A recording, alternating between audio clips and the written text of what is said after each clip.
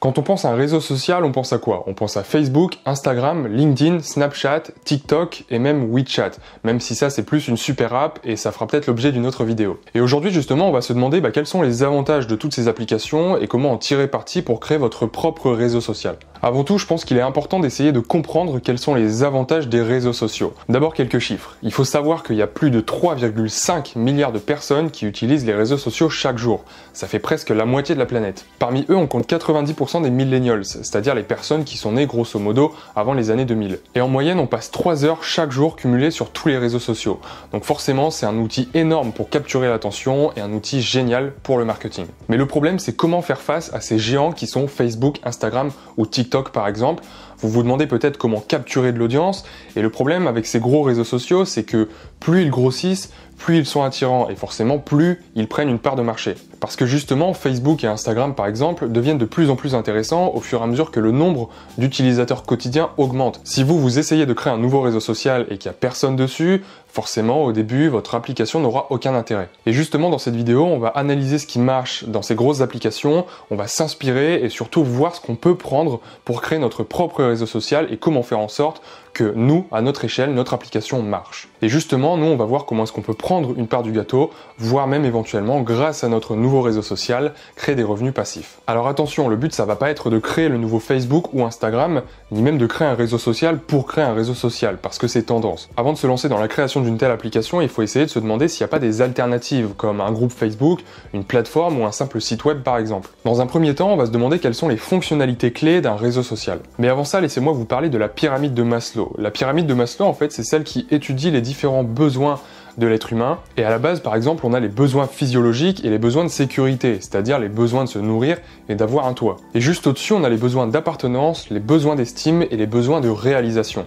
Et en fait, c'est sur ces besoins-là que va se baser un réseau social pour attirer un maximum d'utilisateurs. Le besoin d'appartenance, par exemple, c'est le besoin d'amour, le besoin d'avoir de la reconnaissance de soi et d'être entouré par un certain nombre de personnes. Et justement, c'est pour ça que les sports comme le foot, par exemple, marchent si bien et qu'il y a un énorme business derrière, parce que les personnes qui suivent une équipe et qui achètent un maillot à l'effigie de leur équipe, eh bien, ils vont justement accomplir ce besoin d'appartenance. Le besoin d'estime, ensuite, c'est le besoin d'être reconnu à sa juste valeur. Et c'est pour ça qu'on va essayer de faire un maximum de choses pour que les autres personnes, eh bien, nous complimentent, par exemple, et voient le travail qu'on a accompli. Et c'est pour ça que donner la possibilité à l'utilisateur de créer un profil sur un réseau social, c'est vachement important, parce que ça va lui permettre, en fait, de créer une autre réalité. Si on essaye de comprendre pourquoi les jeux qui font incarner un personnage marchent aussi bien, comme Fortnite ou Dofus, par exemple, pour ceux qui connaissent, ils marchent aussi bien justement parce que l'utilisateur peut créer une nouvelle réalité en incarnant un personnage. Ce personnage, justement, il va évoluer dans le temps et ça va donner une sensation à l'utilisateur d'évoluer en même temps que son personnage. Donc maintenant, comment faire concrètement pour inclure la fonctionnalité profil dans votre application? C'est tout simple, il faut juste permettre à l'utilisateur d'avoir une page qui le représente, lui ou quelqu'un qui l'aimerait être. Ça peut être en ajoutant par exemple des photos, des avatars, un nom ou un pseudo, et plein d'autres fonctionnalités comme ça, comme une description, une biographie, des stickers par exemple, ou encore les pays que l'utilisateur a déjà visités. Alors petite astuce, dans le but de simplifier au maximum l'inscription d'un nouvel utilisateur, parce que ça c'est vachement important et on en reparlera juste après, c'est par exemple d'utiliser les données d'un autre réseau social pour compléter son profil. On peut imaginer par exemple que sur votre nouveau réseau social, on puisse se connecter avec Facebook, par exemple. Facebook connaît notre nom, notre ville de naissance, notre ville où on habite actuellement, par exemple, et éventuellement notre métier. Et bien tout ça, ça peut être des informations, comme la photo de profil par exemple, qu'on va pouvoir récupérer, bien sûr avec l'autorisation de l'utilisateur, pour compléter, ou en tout cas compléter une partie de notre profil. Et ça va simplifier grandement l'inscription de l'utilisateur, et forcément, il y aura moins de barrières à l'entrée, et vous allez réussir à capter l'attention de plus de personnes. Donc voilà, le profil, en gros, c'est un moyen de s'exprimer pour l'utilisateur, et vous allez devoir lui offrir un maximum de fonctionnalités pour s'exprimer. Maintenant, la deuxième fonctionnalité qui est primordiale sur un réseau social, c'est le fil d'actualité. Un fil d'actu, c'est quoi? C'est tout simplement un ensemble de posts. Et ça va répondre aux besoins d'estime de l'utilisateur. On va justement devoir lui permettre de partager son statut social, ses prouesses, ses vacances ou encore ce qu'il a mangé ce midi. Et en fait, ça va permettre à l'utilisateur de se comparer aux autres utilisateurs de votre réseau social et forcément de répondre à son besoin d'estime. Parce que la comparaison, c'est un trait de caractère de l'être humain, on est obligé de se comparer aux autres. Quand on est dans un domaine sportif par exemple, on va toujours se comparer à meilleur que soi pour essayer de l'atteindre ou justement se comparer aux personnes qui ont un niveau un peu plus faible que nous pour se sentir plus fort et plus doué dans un sport en particulier. Et c'est justement ce qu'on va essayer de reproduire dans un réseau social. Maintenant, comment faire concrètement dans votre application? Il faut savoir que la plupart des posts que vont poster les utilisateurs peuvent se séparer en 3 catégories. La première, ce sont les mises à jour. Ça va permettre à l'utilisateur de partager ses prouesses, ce qu'il fait, où il est et même ce qu'il a mangé ce midi. Pour ça, il faut pouvoir inclure, en fonction du type de votre réseau social, la possibilité de partager des photos, du texte ou même une localisation. Et pourquoi pas, par exemple, une musique. Dans les mises à jour, on peut aussi inclure la participation à des événements. À chaque fois qu'un utilisateur va participer à un événement grâce à votre réseau social, il va falloir essayer dans un maximum des cas de partager cette mise à jour dans le fil d'actualité. La deuxième catégorie de posts, ce sont les expressions. C'est là-dedans que l'utilisateur va partager son ressenti, ses émotions ou ses envies du moment, par exemple. Et encore une fois, ici, il faut donner la possibilité d'inclure du texte, des photos et pourquoi pas des musiques.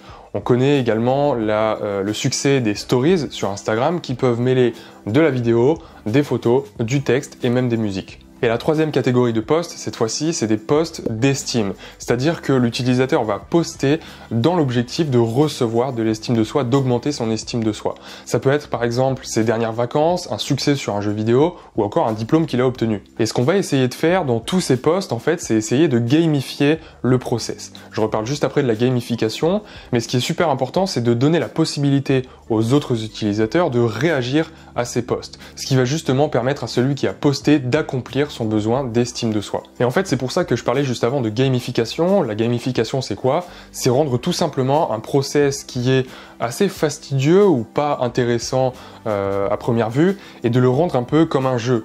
Par exemple, pour un post, le jeu, ça va être d'essayer de récolter un maximum de likes, par exemple. Et en fait, c'est un peu comme obtenir des trophées sur la plupart des jeux. Donc tout ça, le processus de création d'un post, que ce soit des photos, des vidéos, du texte ou de la musique, il faut que ce soit au maximum simplifié.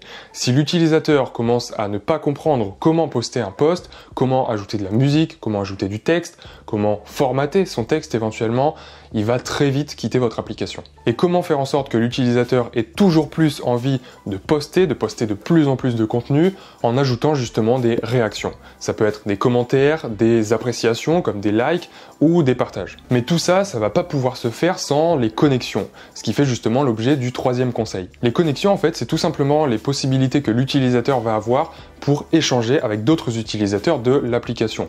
C'est pour ça qu'on appelle ça un réseau social. Comment créer des connexions entre les différents utilisateurs ou entre un utilisateur et un contenu en particulier? La première méthode, c'est de créer une barre de recherche. Et vous allez devoir justement réfléchir à comment est-ce que fonctionne cette recherche. Est-ce qu'on recherche un contenu ou un profil avec des mots-clés? Est-ce qu'on recherche un profil par exemple avec des coordonnées, une adresse mail? Est-ce qu'on recherche un contenu, encore une fois, avec des mots-clés ou est-ce qu'ils nous sont proposés automatiquement? Tout ça, c'est à vous de réfléchir en fonction de ce qui est le plus adapté à votre réseau social. On peut également ajouter un système d'abonnement ou de filtre, toujours dans l'optique de faciliter l'accès à l'information pour notre utilisateur. Il faut absolument que l'utilisateur qui cherche quelque chose le cherche le plus rapidement possible sans aucune friction. Deuxième moyen de créer de la connexion maintenant, c'est de créer des groupes. On connaît les groupes Facebook et ça justement ça va vous permettre de créer des communautés et aux utilisateurs d'accomplir leurs besoins d'appartenance. Et en plus de ça, ça va vous permettre éventuellement d'apporter des fonctionnalités qui sont spécifiques à des groupes. Et ce qu'on pourrait faire aussi, comme tout à l'heure lorsqu'on a utilisé les informations personnelles comme la photo de profil ou le prénom d'un utilisateur de Facebook, on va essayer dans la mesure du possible de récolter des connexions des autres réseaux sociaux. Et ensuite, quatrième moyen de créer des connexions entre les utilisateurs, c'est d'apporter des suggestions, que ce soit des suggestions de contenu ou de profil. On peut suggérer par exemple en fonction de la localisation de l'utilisateur, de ce qu'il a posté, de ses dernières vacances ou encore des musiques qu'il préfère. Maintenant, quelques conseils pour créer un réseau social et une application qui marche. Le premier conseil, ça va être de détecter les tendances dans les autres réseaux sociaux, de voir ce qui marche et d'essayer de s'inspirer au maximum. Comme disait Steve Jobs, les bons artistes copient et les grands artistes volent. On peut prendre l'exemple des stories sur Snapchat qui ont vite été copiées par Instagram. Et on voit bien aujourd'hui que Instagram, qui englobe la plupart des fonctionnalités de Snapchat, est en train de grossir, contrairement à Snapchat qui est en train de s'écrouler petit à petit. Le deuxième conseil, c'est d'aller à la rencontre de vos utilisateurs et d'essayer de comprendre quels sont leurs réels besoins. Le piège dans lequel il faut surtout pas tomber lorsque vous créez une nouvelle application, que ce soit un réseau social ou pas d'ailleurs, c'est de vouloir ajouter un maximum de fonctionnalités parce que, soi-disant, ça va apporter un maximum de valeur aux utilisateurs. Mais le problème, c'est que justement, si on ajoute trop de fonctionnalités, l'utilisateur, en arrivant sur notre application, qui est une nouvelle application pour lui, eh bien, il va complètement être perdu, c'est-à-dire qu'il saura même pas quelle fonctionnalité utiliser, et encore pire, il va se demander à quoi celle-ci ou celle-là va servir. Le deuxième piège, ce serait de supprimer des fonctionnalités qui servent à l'utilisateur. Et justement, en fait, des fois, on peut se demander est-ce qu'une telle fonctionnalité est vraiment utile pour les utilisateurs, et c'est à ce moment-là que vous allez devoir inclure dans votre application un moyen en fait de mesurer l'attractivité de telle ou telle fonctionnalité. Ce que vous allez devoir faire justement, c'est vous demander quelles sont les fonctionnalités que vos utilisateurs préfèrent, celles qui apportent le maximum de valeur, et surtout simplifier au maximum le processus. Il faut réduire au maximum toute friction de l'utilisateur lorsqu'il utilise votre application. Et un dernier petit conseil pour attirer les utilisateurs et résoudre un problème qu'ils cherchent à résoudre en rentrant sur votre application, c'est de leur suggérer du contenu. On connaît très bien le pouvoir de Facebook, Netflix ou YouTube à nous suggérer du contenu qui soit adapté à nos besoins et surtout qui soit satisfaisant. Troisième et dernier conseil maintenant pour créer un réseau social et une application qui marche et qui capte une audience, c'est de rentrer dans une niche. Une niche, c'est quoi? C'est un business qui est basé sur un marché spécialisé et forcément par définition un marché qui est plus petit. Et là du coup vous allez me demander mais à quoi ça sert de me focaliser sur une niche si justement les marchés sont plus petits? Eh bien justement l'intérêt c'est que le marché est certes plus petit, vous allez avoir moins de personnes potentielles sur votre réseau social, mais par contre les personnes qui vont rentrer sur votre application vont être beaucoup plus qualifiées, c'est-à-dire qu'elles vont être beaucoup plus intéressées par votre application. On peut prendre par exemple un réseau social qui soit spécialement pour les voyageurs de sac à dos qui aiment rencontrer les locaux et surtout qui cherchent à éviter au maximum les grands hôtels. C'est le cas de Couchsurfing par exemple. Donc comment est-ce qu'on fait pour créer une niche ou pour rentrer dans une niche? On peut par exemple créer plusieurs spécialités, plusieurs thématiques.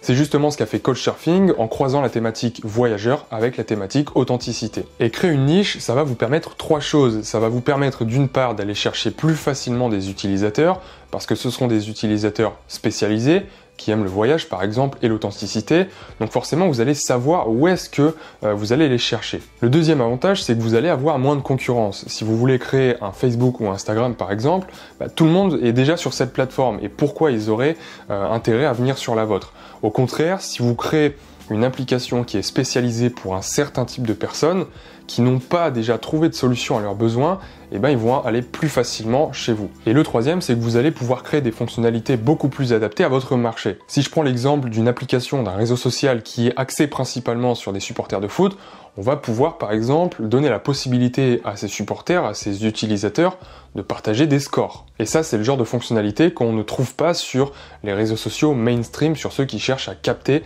un maximum d'audience et du coup qui ne sont pas dans une niche. Donc voilà, c'était mes conseils principaux pour créer une application de réseau social qui marche.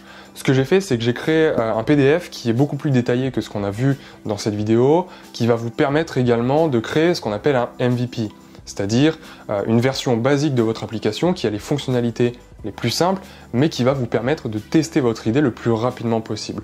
Donc ce PDF, il est beaucoup plus détaillé que cette vidéo, et en plus de ça, j'ai inclus un plan d'action qui va vous permettre, étape par étape, de réfléchir sur votre projet et du coup de créer votre application étape par étape. Donc ce PDF, vous pouvez le trouver dans la description. J'espère que cette vidéo vous a plu. N'hésitez pas à mettre un gros pouce bleu et à vous abonner comme d'habitude. Et moi, je vous dis à la semaine prochaine.